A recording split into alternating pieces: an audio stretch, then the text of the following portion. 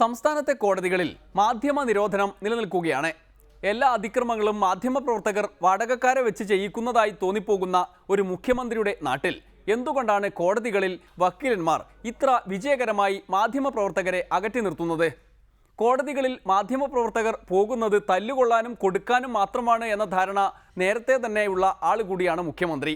എന്തായാലും ഒടുവിൽ മുഖ്യമന്ത്രി പ്രശ്നം പരിഹരിക്കണമെന്ന് ആഹ്വാനം ചെയ്യുകയും AGയോട് ഇടപെടാൻ നിർദ്ദേശിക്കുകയും ചെയ്തു. മാധ്യമ നിരോധനത്തെ ആര് എതിർത്താലും അനുകൂലിച്ചാലും മന്ത്രി AK ബാലന് ഇതൊരു അപമാനമായാണ് തോന്നിപ്പോകുന്നത്. അവരോട് വ്യക്തമാക്കിയിട്ടുള്ളൊരു കാര്യം, ഇത് ജുഡീഷ്യറിക്കും എക്സിക്യൂട്ടീവിനും അപമാനമാണ്.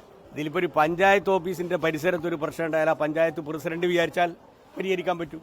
നിയമസഭയുമായി ബന്ധപ്പെട്ടുകൊണ്ട് ആ കോമ്പൗണ്ടിന്റെ ഉള്ളിൽ ഉണ്ടായിക്കഴിഞ്ഞാൽ സ്പീക്കർ വിചാരിച്ചു കഴിഞ്ഞാൽ പരിഹരിക്കാൻ പറ്റും. ഇത് ഹൈക്കോടതി ചീഫ് ജസ്റ്റിസ് വിചാരിച്ചിട്ടും കഴിയുന്നില്ല, മുഖ്യമന്ത്രി വിചാരിച്ചിട്ടും കഴിയുന്നില്ല, ഇനിയിപ്പോൾ ഗവർണർ അടുത്തേക്കാണ് ഈ പ്രശ്നമുള്ളത്. അപ്പോൾ ഇത് അപമാനമാണ്.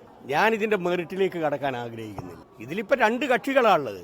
ഒന്ന് പത്രദൃശ്യ മാധ്യമങ്ങൾ, മറ്റൊന്ന് ഹൈക്കോടതിയിൽ പ്രാക്ടീസ് ചെയ്യുന്ന വക്കീലന്മാർ. ഈ രണ്ട് വിഭാഗത്തിനും അവരുടേതായിട്ടുള്ള പ്രശ്നങ്ങൾ ഉണ്ടാവും. അത് പരിഹരിക്കാൻ കഴിയുന്നില്ല.